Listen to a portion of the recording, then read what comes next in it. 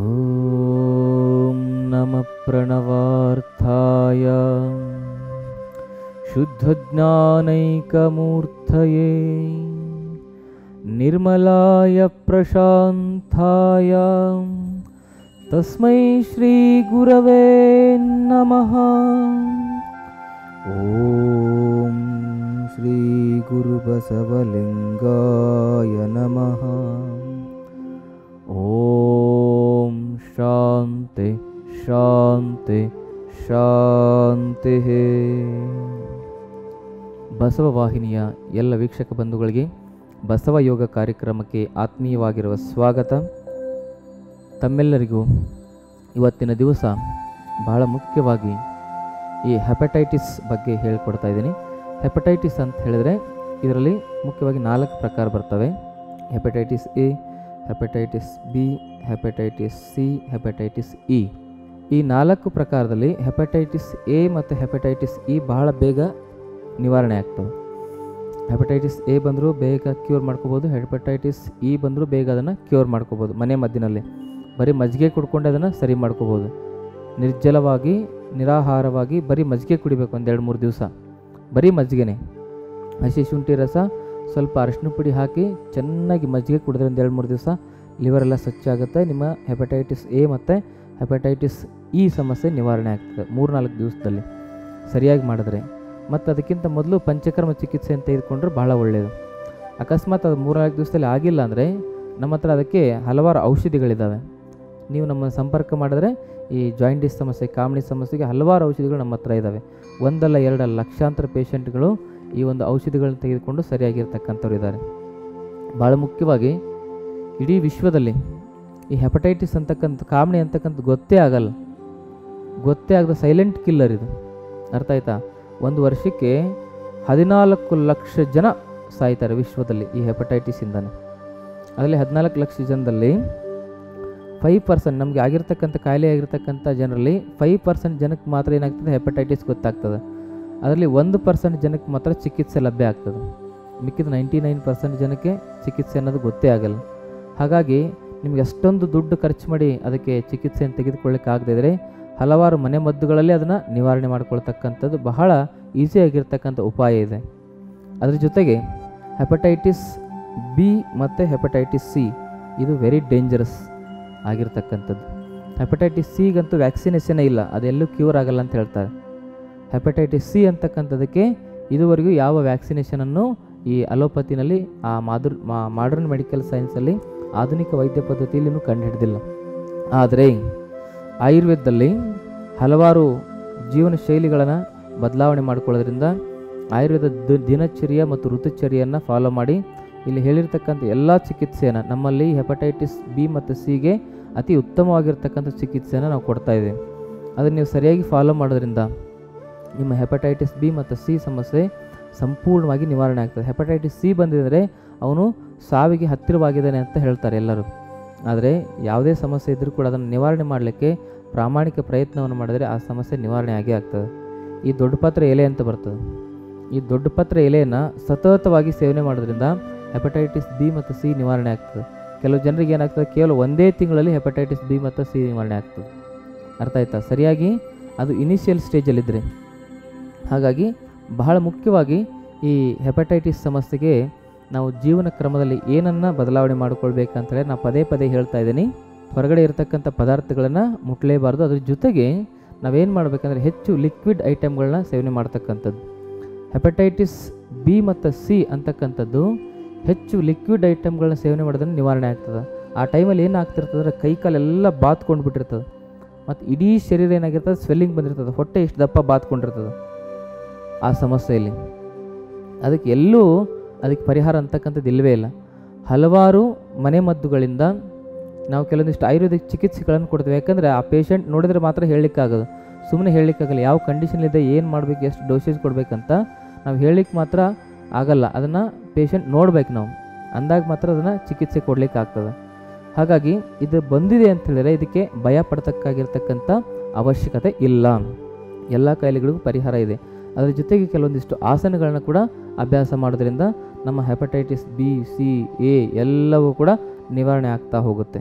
ಅರ್ಥ ಆಯ್ತಾ? ಹಾಗಾದರೆ ಈ ಹೆಪಟೈಟಿಸ್ ಸಮಸ್ಯೆಗೆ ಮುಖ್ಯವಾಗಿರ್ತಕ್ಕಂಥ ಇನ್ನಷ್ಟು ಆಸನಗಳು ಯಾವಂದರೆ ಅದರಲ್ಲಿ ಬಹುಮುಖ್ಯವಾಗಿರ್ತಕ್ಕಂಥ ಆಸನಗಳಲ್ಲಿ ಮತ್ತೊಂದು ಆಸನ ಪಶ್ಚಿಮೋತ್ಥಾನಾಸನ. ಈ ಪಶ್ಚಿಮೋತ್ಥಾನಾಸನ ಕೂಡ ನಮ್ಮ ಈ ಒಂದು ಕಾಮಾಲೆ ರೋಗವನ್ನು ನಿವಾರಣೆ ಮಾಡಲಿಕ್ಕೆ ಬಹಳ ಸಹಾಯವನ್ನು ಮಾಡ್ತದೆ. ಇದನ್ನು ಹೇಗೆ ಮಾಡೋದಂದರೆ ನೇರವಾಗಿ ಕುತ್ಕೋಬೇಕು, ತಲೆ ಕುತ್ತಿಗೆ ಬೆನ್ನುಹುರಿ ನೇರವಾಗಿರಬೇಕು, ಉಸಿರು ತೆಗೆದುಕೊಳ್ತಾ ಇಡೀ ದೇಹವನ್ನು ಸ್ಟ್ರೆಚ್ ಮಾಡ್ಕೋಬೇಕು.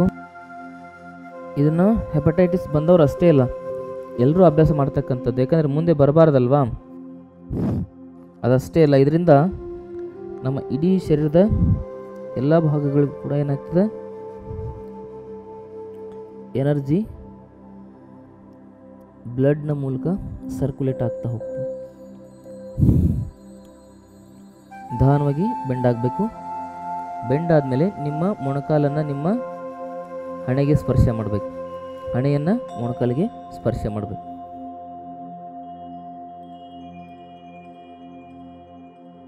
ವಾಪಸ್ ಹೀಗೆ ನಿಧಾನವಾಗಿ ಕೆಳಗಡೆ ಬೆಂಡ್ ಆಗಬೇಕು.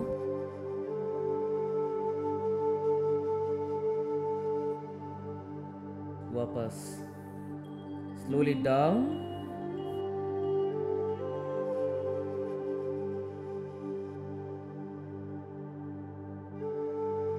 ಇದೊಂದು ಆಸನ. ಇದಾದಮೇಲೆ ಈ ಹೆಪಟೈಟಿಸ್ ಸಮಸ್ಯೆಗೆ ಇನ್ನೊಂದು ಜಾನು ಶೀರ್ಷಾಸನ. ಹೀಗೆ ನಿಧಾನವಾಗಿ ಉಸಿರು ತೆಗೆದುಕೊಳ್ತಾ ಹಿಂದೆ, ಉಸಿರನ್ನು ಬಿಡ್ತಾ ಮುಂದೆ. ಈಗ ಮತ್ತೆ ಟ್ವಿಸ್ಟ್ ಕೂಡ ಮಾಡ್ಬೋದು. ಎಕ್ಸೇಲ್ ಮಾಡಬೇಕು, ಉಸಿರು ತೆಗೆದುಕೋಬೇಕು, ಮತ್ತು ಉಸಿರು ಬಿಡಬೇಕು, ಉಸಿರು ತೆಗೆದುಕೋಬೇಕು, ಉಸಿರನ್ನು ಬಿಡಬೇಕು, ಉಸಿರು ತೆಗೆದುಕೋಬೇಕು, ಉಸಿರನ್ನು ಬಿಡಬೇಕು, ಉಸಿರು ತೆಗೆದುಕೋಬೇಕು, ಉಸಿರನ್ನು ಬಿಡಬೇಕು, ಉಸಿರು ತೆಗೆದುಕೋಬೇಕು, ಉಸಿರನ್ನು ಬಿಡಬೇಕು. ಹೀಗೆ ನಿಧಾನಗತಿಯಲ್ಲಿ ಮಾಡಬೇಕು. ಈ ಹೆಪಟೈಟಿಸ್ ಎ ಮತ್ತು ಹೆಪಟೈಟಿಸ್ ಇ ಬಹಳ ಮುಖ್ಯವಾಗಿ ನಮ್ಮಲ್ಲಿ ನೀರಿನಲ್ಲಿ ಏನಾದರೂ ದೋಷಗಳಿದ್ದರೆ ಬರ್ತವೆ. ನೀರೇನಾದರೂ ಗಲೀಜು ನೀರು ಕುಡಿದ್ರೆ ಅಥವಾ ನೀರಲ್ಲಿ ಏನಾದರೂ ವೈರಾಣುಗಳ ಸಂಖ್ಯೆ ಜಾಸ್ತಿ ಇದ್ದರೆ ಈ ರೀತಿ ಸಮಸ್ಯೆಗಳು ಲೈಫ್ ಸ್ಟೈಲಲ್ಲಿ ಬರ್ತಕ್ಕಂಥ ಈ ಕಾಯಿಲೆಗಳು. ಆಹಾರದಲ್ಲಿ ಏನಾದರೂ ಹಳಸಿದ ಆಹಾರ ತಿಂದರೆ, ಹಳಸಿದ ಆಹಾರ ತಿಂದರೂ ಕೂಡ ಹೆಪಟೈಟಿಸ್ ಎ ಮತ್ತು ಇ ಬರ್ತದೆ. ಅರ್ಥ ಆಯ್ತಾ? ಫರ್ಮೆಂಟೇಷನ್ ಆಗಿರ್ತಕ್ಕಂಥ ಆಹಾರಗಳು, ನೀವೆಲ್ಲ ಪಿಜ್ಜಾ ಬರ್ಗರ್ ತಿಂತಿದ್ರಲ್ಲ, ಎಲ್ಲ ಹಳಸಿದ ಆಹಾರನೇ ಅವು, ಯಾವುದು ಫ್ರೆಶ್ ಆಗಿರಲ್ಲ. ಅದರಲ್ಲಿ ಸಾಸ್ ಫ್ರೆಶ್ ಆಗಿ ಮಾಡಿಕೊಡ್ತಾರೆ ನಿಮಗೆ, ಮತ್ತು ಅಲ್ಲಿರ್ತಕ್ಕಂಥವೆಲ್ಲ ಕೆಮಿಕಲ್ಗಳೇ. ಅದರಿಂದ ಆ ರೀತಿ ಹಳಸಿದ ಆಹಾರದಿಂದ ನೀವು ಹೇಳ್ತೀರ ಸ್ಟೇಟಸ್ ಸಿಂಬಲ್ ಅಂತ, ಪಿಜ್ಜಾ ಬರ್ಗರ್ ಹಳಸಿದ ಆಹಾರ, ಅದು ಎಲ್ಲ ಹಳಸೋಗಿರ್ತದೆ. ಬ್ರೆಡ್ಡು ಎಷ್ಟು ದಿವಸದ ಇರ್ತದೆ, ಅವತ್ತೇ ಫ್ರೆಶ್ಶಾಗಿ ಮಾಡಿಕೊಟ್ಬಿಡ್ತಾರೆ ನಿಮಗೆ. ಹಾಗಾದರೆ ಬ್ರೆಡ್ ಮಾಡಬೇಕಾದ್ರೆ ಮೈದಾ ಹಿಟ್ಟಿನ ಎಷ್ಟು ಫರ್ಮೆಂಟೇಷನ್ ಮಾಡಿರ್ತಾರೆ, ಅಷ್ಟೊಂದು ಹೊಲಸು ಆಹಾರವನ್ನು ನಾವು ಸೇವನೆ ಮಾಡ್ತಕ್ಕಂಥದ್ರಿಂದ, ಹಳಸಿದ ಆಹಾರ ಮತ್ತು ನೀರಿನಲ್ಲಿ ಹೊಲಸು ತುಂಬಿಕೊಂಡಿರೋದ್ರಿಂದ ನಮಗೆ ಹೆಪಟೈಟಿಸ್ ಎ ಮತ್ತು ಹೆಪಟೈಟಿಸ್ ಇ ಬರ್ತದೆ.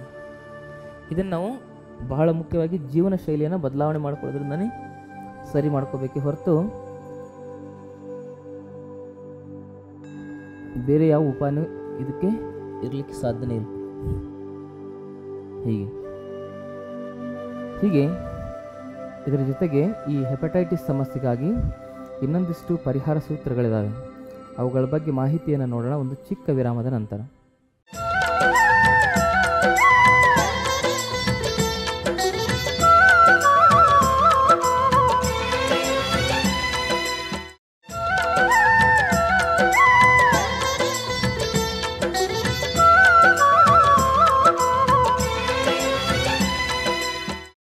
ವಿರಾಮದ ನಂತರ ಕಾರ್ಯಕ್ರಮಕ್ಕೆ ಮತ್ತೆ ತಮ್ಮೆಲ್ಲರಿಗೂ ಆತ್ಮೀಯವಾಗಿರ್ತಕ್ಕಂಥ ಸ್ವಾಗತ. ಈ ಹೆಪಟೈಟಿಸ್ ಸಮಸ್ಯೆಗೆ ಇನ್ನಷ್ಟು ಉಪಯುಕ್ತವಾಗಿರ್ತಕ್ಕಂಥ ಆಸನಗಳಿದ್ದಾವೆ. ಹೆಪಟೈಟಿಸ್ ಸಮಸ್ಯೆ ಬಂದಿದೆ ಅಂದರೆ ನಮ್ಮಲ್ಲಿ ಮಲಬದ್ಧತೆ ಸಮಸ್ಯೆ ಕೂಡ ಒಂದು ಕಾರಣ ಆಗಿರ್ತದೆ. ಅಂದರೆ ಸರಿಯಾಗಿ ನಮ್ಮ ಕರುಳುಗಳು ಸ್ವಚ್ಛವಾಗದಿರೋದ್ರಿಂದ, ಇದೇನು ಹೇಳ್ತಾ ಇದ್ದಾರೆ ಅವರು, ಇದು ಲಿವರ್ ಕಾಯಿಲೆ ಅಂತ ಹೇಳ್ತಾ ಇದ್ದಾರೆ. ಕರುಳುಗಳು ಸ್ವಚ್ಛವಾಗದಿದ್ದರೆ, ಸರಿಯಾಗಿ ಬೇದಿ ಆಗದಿದ್ದರೆ ಹೆಂಗೆ ಬರ್ತದೆ ಅಂತ ನೀವು ಅನ್ಕೋಬೋದು. ಹೌದು, ನಿಮ್ಮಲ್ಲಿ ಬೇದಿ ಸರಿಯಾಗದೇ ಇದ್ದರೆ ಬರೀ ಹೆಪಟೈಟಿಸ್ ಅಷ್ಟೇ ಅಲ್ಲ, ಎಲ್ಲ ಕಾಯಿಲೆಗಳಿಗೂ ಮೂಲ ಕಾರಣವಾಗಿರ್ತಕ್ಕಂಥದ್ದೇ ನಮ್ಮ ಕಾನ್ಸ್ಟಿಪೇಷನ್ ಸಮಸ್ಯೆ. ಯಾವಾಗ ನಮಗೆ ಬೇದಿ ಕಟ್ಕೊಳ್ತದೆ, ಕರೆಕ್ಟಾಗಿ ಬೇದಿ ಆಗಲ್ವೋ ಆವಾಗ ಬಂದಿರತಕ್ಕಂಥ ಹೆಪಟೈಟಿಸ್ ಸಮಸ್ಯೆ ಆಲ್ಕೋಹಾಲಿಂದನೇ ಬಂದಿರ್ಬೋದು, ಯಾವುದೇ ಒಂದು ನಮ್ಮ ದುಶ್ಚರ್ಯದಿಂದನೇ ಬಂದಿರ್ಬೋದು, ನಾವು ತಿಂದಿರ್ತಕ್ಕಂಥ ಒಂದು ಹಳಸಿದ ಪದಾರ್ಥದಿಂದನೇ ಬಂದಿರ್ಬೋದು, ಅಥವಾ ನಾವು ಬಳಸಿರ್ತಕ್ಕಂಥ ಹಲವಾರು ಕೆಟ್ಟ ವಸ್ತುಗಳಿಂದನೇ ಬಂದಿರಬಹುದು. ಆದರೆ ಆ ಬಂದಿರತಕ್ಕಂಥ ಕಾಯಿಲೆ ನಿವಾರಣೆ ಆಗದೇ ಇರೋದಕ್ಕೆ ಮೂಲ ಕಾರಣ ಯಾವುದು ಅಂತ ಹೇಳಿದ್ರೆ ನಮ್ಮ ಕಾನ್ಸ್ಟಿಪೇಷನ್. ನಮಗೆ ಬೇದಿ ನೀಟಾಗಾದರೆ ಲಿವರ್ ಬೇಗ ಸ್ವಚ್ಛ ಆಗ್ತದೆ. ಬೇದಿನೇ ಸರಿಯಾಗಲಿಲ್ಲ ಅಂತ ಹೇಳಿದ್ರೆ ಮೇಲಿನ ಪ್ರೆಷರು ಕೆಳಗಡೆನೂ ಪ್ರೆಷರ್ ಏನಾಗ್ತದೆ, ಆಮೇಲೆ ಲಿವರ್ಲಿರ್ತಕ್ಕಂಥ ವಿಷ ಹೊರಗಡೆ ಬರಲ್ಲ, ಕೆಳಗಡೆ ಇರತಕ್ಕಂಥ ವಿಷ ಹೊರಗಡೆ ಹೋಗಲ್ಲ, ಎಲ್ಲ ವಿಷ ಮೈಯಲ್ಲೆಲ್ಲ ತುಂಬಿಕೊಂಡು ಏನಾಗ್ತದೆ, ಹೆಪಟೈಟಿಸ್ ಕ್ರಾನಿಕ್ ಆಗಿ ಭಾಳ ಸಿವಿಯರ್ ಆಗಿ ಏನಾಗ್ತದೆ, ಮನುಷ್ಯನ ಶರೀರ ಎಲ್ಲ ಸ್ವೆಲ್ಲಿಂಗ್ ಆಗಿ ಒಂಥರ ಹೆಂಗಾಗ್ತದೆ ಅಂತ ಹೇಳಿದ್ರೆ ಕೆಟ್ಟ ಹೊಲಸು ವಾಸನೆ ಬರೋಕ್ಕೆ ಶುರು ಮಾಡ್ತದೆ. ಭಾಳ ಹೊಲಸು ವಾಸನೆ ಬರ್ತದೆ ಶರೀರದ ಒಳಗಡೆಯಿಂದ. ಆ ಥರ ಸಮಸ್ಯೆ ಆಗಬಾರ್ದು ಅಂದರೆ ಮೊದಲು ನಾವು ಹೊಟ್ಟೆಯನ್ನು ಕ್ಲೀನಾಗಿ ಇಟ್ಕೊಂಡಿರ್ಬೇಕು. ಹೆಪಟೈಟಿಸ್ ಬಂದಿರತಕ್ಕಂಥವ್ರು ಭಾಳ ಮುಖ್ಯವಾಗಿ ಪ್ರತಿನಿತ್ಯ ರಾತ್ರಿ ಇಸಾಬ್ಗೋಲನ್ನು ಸೇವನೆ ಮಾಡ್ತಕ್ಕಂಥದ್ದು ಭಾಳ ಮುಖ್ಯ. ಇಸಾಬ್ಗೋಲ್ ಅಂತಕ್ಕಂಥದ್ದು ಇದು ಲಿವರನ್ನು ಸ್ವಚ್ಛ ಮಾಡೋದ್ರ ಜೊತೆಗೆ ಲಿವರ್ಲಿರ್ತಕ್ಕಂಥ ಹುಣ್ಣುಗಳನ್ನು ಸಂಪೂರ್ಣವಾಗಿ ಏನು ಮಾಡ್ತದೆ, ನಿವಾರಣೆ ಮಾಡ್ತದೆ. ಲಿವರ್ಲಿರ್ತಕ್ಕಂಥ ಹುಣ್ಣಾಗಿರ್ಬೋದು, ಕರಳಲ್ಲಿರ್ತಕ್ಕಂಥ ಹುಣ್ಣಾಗಿರ್ಬೋದು, ಇದನ್ನು ನಾರ್ಮಲ್ ಜನ ಎಲ್ಲರೂ ಸೇವನೆ ಮಾಡಬೇಕು. ನನಗೇನು ಕಾಯಿಲೆ ಇಲ್ಲಪ್ಪ, ಏನೋ ಚೆನ್ನಾಗಿದ್ದೀನಿ ಅಂತ ಹೇಳಿದ್ರೆ ಅವರು ಕೂಡ ಈ ಇಸಾಬ್ಗೋಲನ್ನು ಸೇವನೆ ಮಾಡ್ತಕ್ಕಂಥದ್ದು ಭಾಳ ಮುಖ್ಯ. ಹೊಟ್ಟೆಯಲ್ಲಿರ್ತಕ್ಕಂಥದ್ದೆಲ್ಲ ಸ್ವಚ್ಛ ಮಾಡ್ತದೆ. ಅರ್ಥ ಆಯ್ತಾ? ಅದರ ಜೊತೆಗೆ ಈ ಒಂದು ಹೆಪಟೈಟಿಸ್ ಸಮಸ್ಯೆಗೆ ಇನ್ನಷ್ಟು ಉಪಯುಕ್ತವಾಗಿರ್ತಕ್ಕಂಥ ಆಸನಗಳಿದ್ದಾವೆ. ಅದರಲ್ಲಿ ಅತಿ ಉಪಯುಕ್ತವಾಗಿರ್ತಕ್ಕಂಥ ಆಸನಗಳಲ್ಲಿ ಮುಖ್ಯವಾಗಿರ್ತಕ್ಕಂಥ ಮತ್ತೊಂದಿಷ್ಟು ಆಸನಗಳಲ್ಲಿ ಮಂಡೂಕಾಸನ ಕೂಡ ಒಂದು. ಆದರೆ ಮಂಡೂಕಾಸನವನ್ನು ಹೇಗೆ ಮಾಡಬೇಕು ಅಂತಕ್ಕಂಥದ್ದನ್ನು ಈಗ ನೋಡೋಣ. ನೇರವಾಗಿ ಈ ರೀತಿ ವಜ್ರಾಸನದಲ್ಲಿ ಕೂತ್ಕೋಬೇಕು. ಈ ರೀತಿ ಇಟ್ಕೋಬೇಕು. ನಿಧಾನವಾಗಿ ಉಸಿರು ಬಿಡ್ತಾ ಬಿಡ್ತಾ ಕೆಳಗಡೆ ಬೆಂಡಾಗಬೇಕು. ಉಸಿರು ತೆಗೆದುಕೊಳ್ತಾ ವಾಪಸ್, ಉಸಿರು ಬಿಡ್ತಾ ಕೆಳಗಡೆ,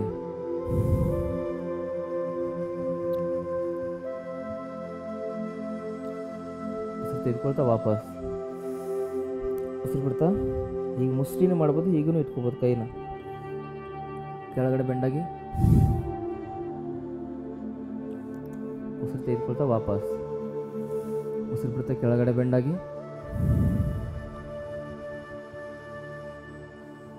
ಉಸಿರು ತೆಗೆದುಕೊಳ್ತಾ ವಾಪಸ್. ಇದು ಮಂಡೂಕಾಸನ. ಇದು ಬಹಳ ಮುಖ್ಯವಾಗಿರ್ತಕ್ಕಂಥ ಆಸನ. ನಮ್ಮ ಈ ಹೆಪಟೈಟಿಸ್ ಕಾಮಾಲೆ ಅಂತ ಕರೀತಾರೆ, ಅದಕ್ಕೆ ಕಾಮಣಿ ಅಂತ ಕರೀತಾರೆ, ಜಾಯಿಂಡಿಸ್ ಅಂತ ಕರೀತಾರೆ. ಆ ಸಮಸ್ಯೆಗೆ ಬಹಳ ಮುಖ್ಯವಾಗಿರ್ತಕ್ಕಂಥ ಆಸನ ಈ ಮಂಡೂಕಾಸನ. ಇದರ ಜೊತೆಗೆ ಮತ್ತೊಂದು ಆಸನ ಯಾವುದು ಅಂತ ಹೇಳಿದ್ರೆ ಮರೀಚಾಸನ. ಎಡಗಾಲನ ಈ ರೀತಿ ಮಡಚ್ಕೊಂಡು ಬಲಗಾಲ ನೇರ ಮಾಡ್ಕೋಬೇಕು. ಎಡಗೈಯನ್ನು ಹೊರಗಡೆಯಿಂದ ಹಾಕಿ ನಿಮ್ಮ ಎರಡು ಕೈಯನ್ನು ಈ ರೀತಿ ಸೇರಿಸ್ಕೋಬೇಕು.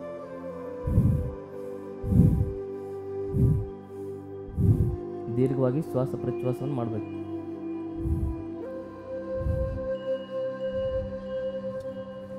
ಈ ರೀತಿಯಾಗಿ ಎಷ್ಟು ಸಾಧ್ಯ ಆಗ್ತದೋ ಅಷ್ಟು ನೀವೇನು ಮಾಡಬೇಕು, ನಿಮ್ಮ ಶರೀರವನ್ನು ಮೃದುತ್ವಕ್ಕೆ ತರಲಿಕ್ಕೆ ಪ್ರಯತ್ನ ಮಾಡಬೇಕು.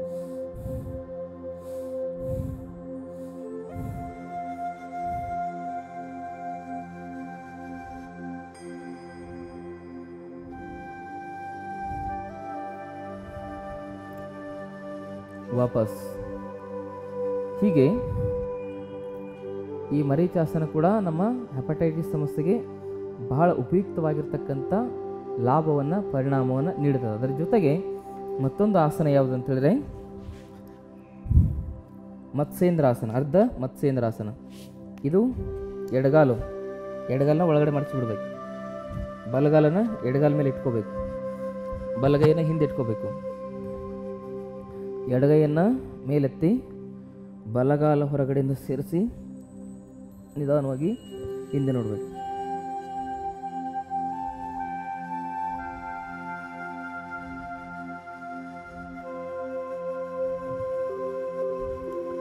ದೀರ್ಘವಾಗಿ ಉಸಿರಾಟ ಮಾಡಬೇಕು.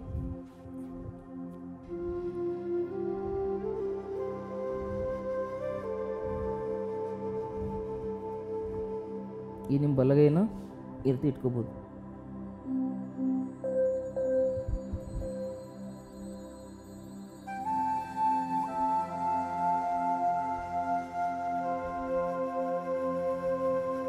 ವಾಪಸ್ ಈಗ ಬಲಗಾಲ ಒಳಗಡೆ ಹಾಕ್ಕೋಬೇಕು. ಎಡಗಾಲನ ಬಲಗಾಲ ಮೇಲೆ ಇಟ್ಕೊಳ್ಳೋದು, ಎಡಗೈ ಹಿಂದೆ, ಬಲಗೈ ಮೇಲಿನಿಂದ ಎತ್ತಿ ಹಿಂದೆ ನೋಡಬೇಕು.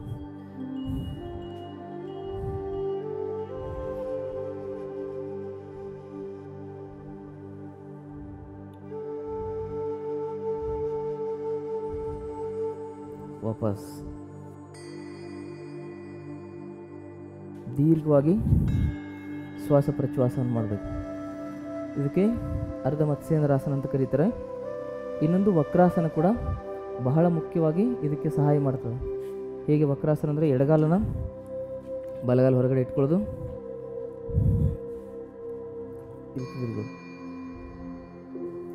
ಅಥವಾ ಇಲ್ಲಿ ಇಟ್ಕೊಳ್ಳೋದು ಹೊರಗೆ.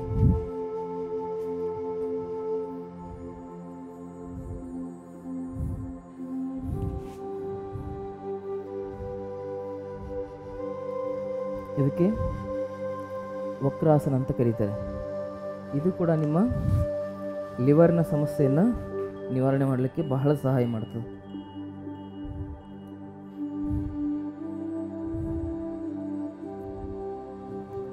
ಔಷಧಿ, ಆಹಾರ, ಅದರ ಜೊತೆಗೆ ವ್ಯಾಯಾಮ ಅಂದರೆ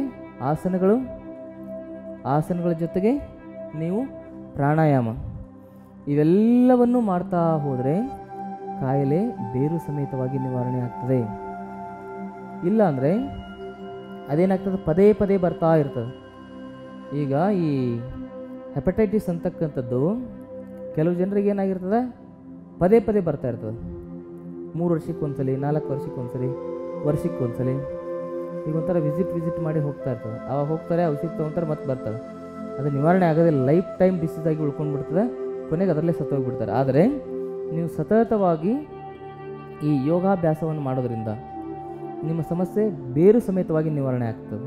ಈ ಯಾವುದಾದ್ರೂ ಒಂದು ಆಸನವನ್ನು ಮಾಡಬೇಕಂದ್ರೆ ಅದರಲ್ಲಿ ಬಹಳ ಮುಖ್ಯವಾಗಿ ಹಲವಾರು ನೀತಿ ನಿಯಮಗಳಿರ್ತವೆ. ನಾನು ಹೇಳ್ತೀನಲ್ಲ, ಉಸಿರಾಡಬೇಕು, ಉಸಿರು ತೆಗೆದುಕೋಬೇಕು, ಉಸಿರು ಬಿಡಬೇಕಂತ.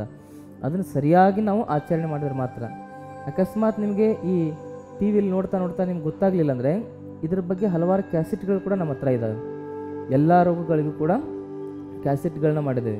ನೀವು ಇಲ್ಲಿ ಬಂದು ಯೋಗ ಕಲ್ತ್ಕೊಂಡು ಹೋದ ಮೇಲೆ ಆ ಕ್ಯಾಸೆಟ್ ನೋಡಬೇಕು. ಸುಮ್ಮನೆ ಒಂದೇ ಸಲ ಕ್ಯಾಸೆಟ್ ಹಾಕಿದರೆ ಅದು ಕನ್ಫ್ಯೂಸ್ ಆಗ್ತದೆ. ಅದಕ್ಕೆ ಯೋಗ ಅಂತಕ್ಕಂಥದ್ದು ಗುರುಮುಖೇನವಾಗಿ ಕಲಿತಕ್ಕಂಥ ಒಂದು ವಿದ್ಯೆ ಆಗಿರೋದ್ರಿಂದ ಇದನ್ನು ಗುರುಗಳ ಮುಖೇನವೇ ಕಲಿತಕ್ಕಂಥದ್ದು ಬಹಳ ಮುಖ್ಯ ಅಂತಕ್ಕಂಥ ಮಾತನ್ನು ಹೇಳ್ತಾ ಈಗ ಒಂದು ಚಿಕ್ಕ ವಿರಾಮವನ್ನು ತೆಗೆದುಕೊಂಡು ಬರ್ತಕ್ಕಂಥ ಸಮಯ. ವಿರಾಮದ ನಂತರ ಈ ರೋಗಕ್ಕೆ ಇನ್ನಷ್ಟು ಉಪಾಯಗಳನ್ನ ನೋಡೋಣ.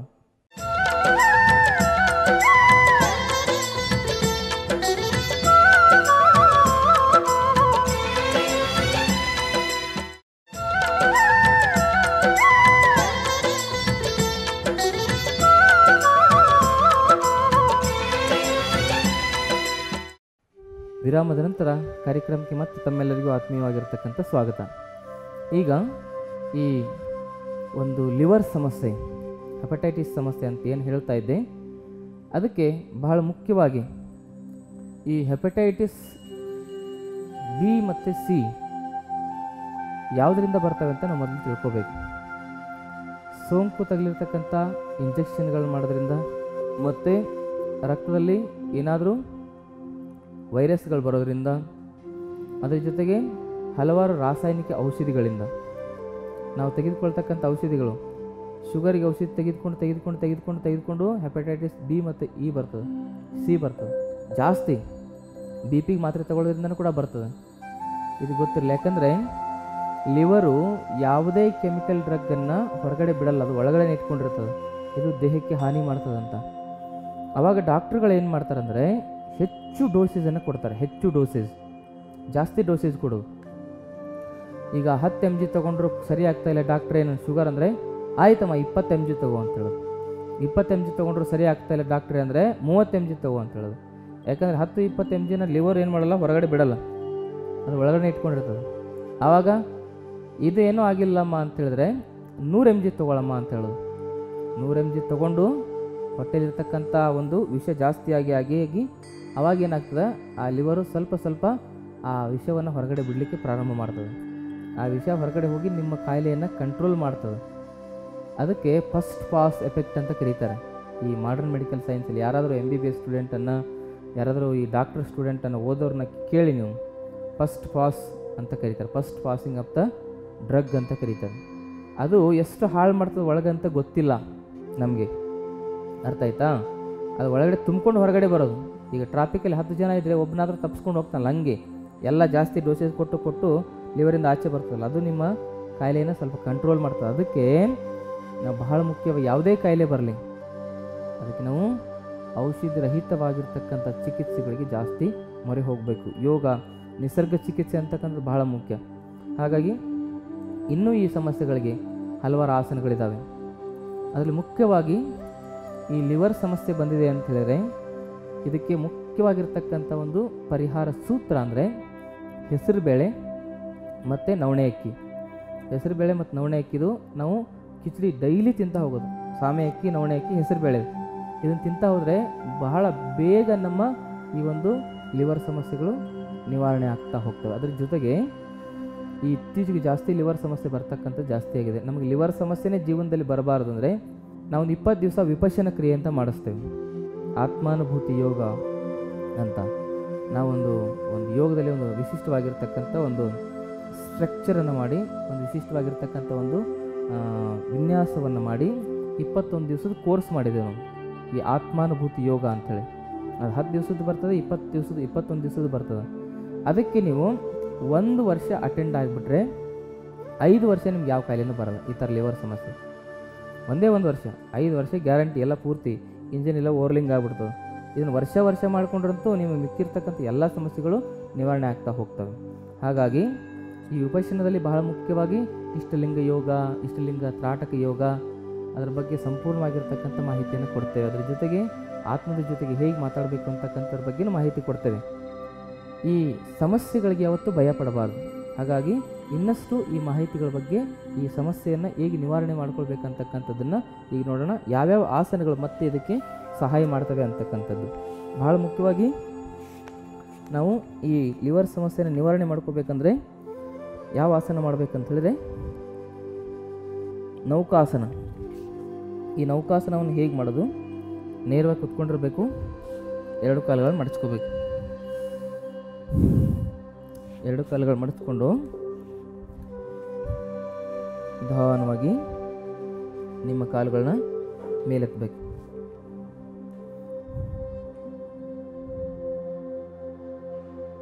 ವಾಪಸ್ ಎಷ್ಟೊತ್ತಾಗ್ತದೋ ಅಷ್ಟೊತ್ತು ಅಲ್ಲಿ ನೀವು ಹೋಲ್ಡ್ ಮಾಡಬೇಕು ನೌಕಾಸನದಲ್ಲಿ.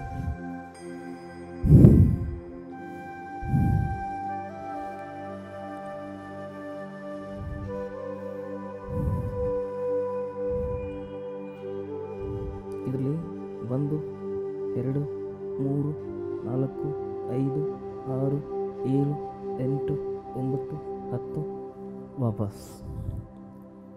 ಇದಕ್ಕೆ ನೌಕಾ ಸಂಚಲನ ಅಂತ ಕರೀತಾರೆ. ಇದನ್ನು ಈ ರೀತಿಯೂ ಕೂಡ ಮಾಡ್ಬೋದು. ಅದ್ರ ಜೊತೆಗೆ 1 2 3 4 5 6 7 ಇದು ನೌಕಾ ಸಂಚಲನಾಸನ, ಇದು ನೌಕಾಸನ. ಇವೆರಡೂ ಆಸನಗಳು ಬಹಳ ಮುಖ್ಯವಾಗಿ ಈ ಸಮಸ್ಯೆ ನಿವಾರಣೆಗೆ ಸಹಾಯ ಮಾಡ್ತವೆ. ಇದು ಏಕಪಾದ ನೌಕಾಸನ.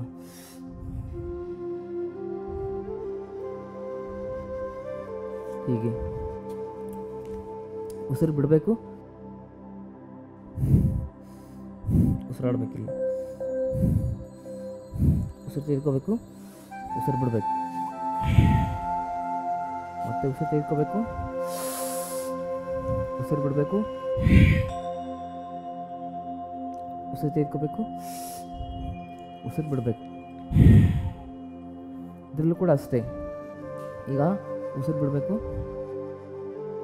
ಉಸಿರು ತೆಗೆದುಕೋಬೇಕು, ಉಸಿರು ಬಿಡಬೇಕು, ಉಸಿರು ತೆಗೆದುಕೋಬೇಕು, ಉಸಿರು ಬಿಡಬೇಕು, ಉಸಿರು ತೆಗೆದುಕೋಬೇಕು, ಉಸಿರು ಬಿಡಬೇಕು, ಉಸಿರು ತೆಗೆದುಕೋಬೇಕು, ಉಸಿರು ಬಿಡಬೇಕು, ಉಸಿರು ತೆಗೆದುಕೋಬೇಕು, ಉಸಿರು ಬಿಡಬೇಕು, ಉಸಿರು ತೆಗೆದುಕೋಬೇಕು, ಉಸಿರು ಬಿಡಬೇಕು.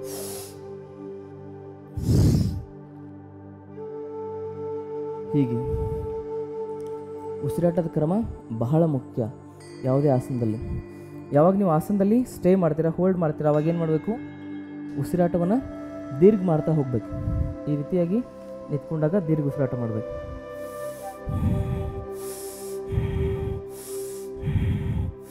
ಪಾದದ ಬೆರಳಿಗೆ ನೇರ ದೃಷ್ಟಿ ಇರಬೇಕು. ವಾಪಸ್ ಕಾಲು ಎತ್ತೋದನ್ನು ಸರಿಯಾಗಿ ಕಲಿಬೇಕು. ನಾವೆಲ್ಲ ಏನು ಮಾಡಿದ್ದೀವಿ ಅಂದರೆ ಕಾಲು ಎಳೆಯೋದನ್ನು ಕಲ್ತಿದ್ದೀವಿ, ಕಾಲು ಎತ್ತೋದು ಗೊತ್ತಿಲ್ಲ ನಮಗೆ. ಜೀವನದಲ್ಲಿ ಬೇರೆಯವ್ರ ಕಾಲು ಎಳೆದಾಯಿತು. ಕೆಲವು ಜನ ನೋಡ್ಬೇಕು, ನೀವು ಕಾಲು ಎತ್ತರಿ ಅಂದರೆ ಇಷ್ಟೇ ಬಂದಿರ್ತದಲ್ಲಿ, ಅಲ್ಲಿಂದ ಮೇಲೆ ಹೋಗೋದೇ ಇಲ್ಲ ಅದು. ಯಾಕಂದರೆ ಅವ್ರಿಗೆ ಕಾಲು ಎಳೆದು ಜಾಸ್ತಿ ಅಭ್ಯಾಸ ಇರ್ತದೆ. ನಮ್ಮ ಕಾಲು ನಾವೇ ಎತ್ತಲಿಕ್ಕೆ ಆಗಲ್ಲ ಅಂದರೆ ಜೀವನದಲ್ಲಿ ಏನು ಸಾಧನೆ ಮಾಡಲಿಕ್ಕಾಗ್ತದೆ? ಅದಕ್ಕೆ ಶಕ್ತಿಮಯವಾಗಿರ್ತಕ್ಕಂಥ ಶರೀರದಲ್ಲಿ ಶಕ್ತಿಮಯವಾಗಿರ್ತಕ್ಕಂಥ ವಿಚಾರಗಳಿರ್ತವೆ. ಹೀಗೆ ಈ ಆಸನ ಬಹಳ ಮುಖ್ಯ. ಇದ್ರ ಜೊತೆಗೆ ಚಕ್ಕಿ ಚಲನಾಸನ, ಲಿವರ್ ಸಮಸ್ಯೆಗಾಗಿ 2 ಕೈ ಮುಂದೆ ಇಟ್ಕೋಬೇಕು. 1 2 ಕೈಗಳನ್ನ ಮಡಚಬಾರ್ದು. 3 4 5 6 ಹೀಗೆ 20 ಬಾರಿ ಮಾಡಬೇಕು. ಇದಾದಮೇಲೆ ಆ್ಯಂಟಿ ಕ್ಲಾಕ್ ವೈಸ್ ಕೂಡ ಉಸಿರು ಬಿಡ್ತಾ ಮುಂದೆ ಬರಬೇಕು, ಉಸಿರು ತೆಗೆದುಕೊಳ್ತಾ ಹಿಂದೆ, ಉಸಿರು ಬಿಡ್ತಾ ಮುಂದೆ, ಉಸಿರು ತೆಗೆದುಕೊಳ್ತಾ ಹಿಂದೆ, ಉಸಿರು ಬಿಡ್ತಾ ಮುಂದೆ ಹಿಂದೆ.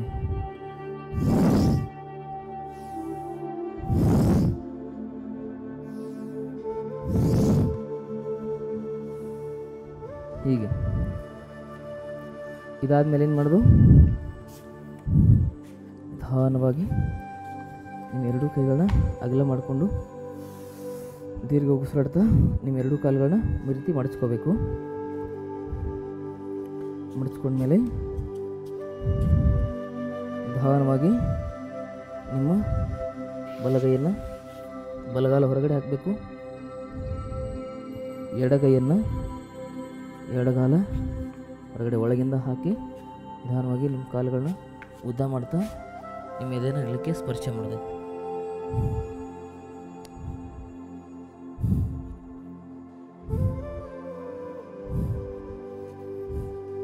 ಕೂರ್ಮಾಸನ ಅಂತ ಕರೀತಾರೆ. ಇದು ನಿಮ್ಮ ಹೆಪಟೈಟಿಸ್ಗೆ ಭಾಳ ಒಳ್ಳೆಯ ಲಾಭವನ್ನು ಕೊಡ್ತದೆ.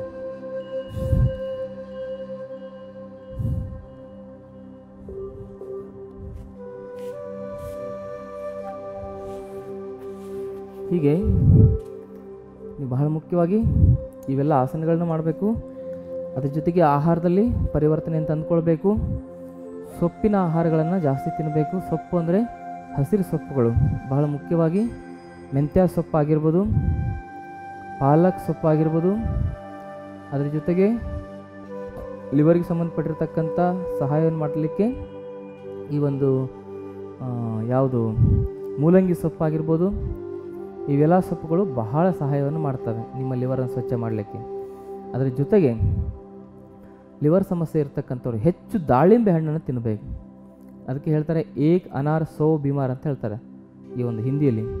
ಆ ದಾಳಿಂಬೆ ಹಣ್ಣನ್ನು ಜಾಸ್ತಿ ತಿಂತ ಹೋದರೆ ನಿಮ್ಮ ಸಮಸ್ಯೆ ನಿವಾರಣೆ ಆಗ್ತಾ ಬರ್ತದೆ ಅಂತಕ್ಕಂಥ ಮಾತನ್ನು ಹೇಳ್ತಾ ಇವತ್ತಿನ ಈ ಕಾರ್ಯಕ್ರಮವನ್ನು ಇಲ್ಲಿಗೆ ಮುಗಿಸ್ತಕ್ಕಂಥ ಸಮಯ ಬಂದಿದೆ. ಸರ್ವ ಶರಣ ಬಂಧುಗಳಿಗೆ ಅನಂತ ಶರಣಾರ್ಥಿಗಳು.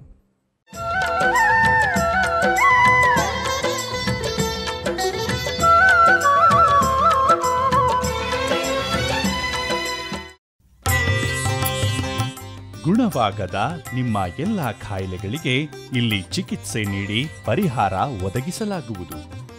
ಯೋಗ ನಿಸರ್ಗ ಚಿಕಿತ್ಸೆ ಹಾಗೂ ಆಯುರ್ವೇದ ಚಿಕಿತ್ಸಾ ತರಬೇತಿಗಾಗಿ ಸಂಪರ್ಕಿಸಿ ವೈದ್ಯ ಶ್ರೀ ಚನ್ನಬಸವಣ್ಣ, ಶ್ರೀ ಗಂಗಾ ಯೋಗ ನಿಸರ್ಗ ಚಿಕಿತ್ಸಾ ಹಾಗೂ ಆಯುರ್ವೇದ ಸಂಶೋಧನಾ ಕೇಂದ್ರ, ನಂಬರ್ 13, 6ನೇ ಮುಖ್ಯ ರಸ್ತೆ, ಟಾಟಾ ನಗರ ವೃತ್ತ, ಬಾಲಾಜಿ ಲೇಔಟ್, ಸಹಕಾರ ನಗರದ ಹತ್ತಿರ, ಕೊಡುಗೆಹಳ್ಳಿ ಮುಖ್ಯ ರಸ್ತೆ, ಬೆಂಗಳೂರು 560094. ದೂರವಾಣಿ ಸಂಖ್ಯೆ 998-027-793 ಅಥವಾ 733-761-8850. ಇಮೇಲ್ ವಿಳಾಸ ವೈದ್ಯಶ್ರೀcg@gmail.com. ವೆಬ್ಸೈಟ್ ವಿಳಾಸ www.srigangayoga.in.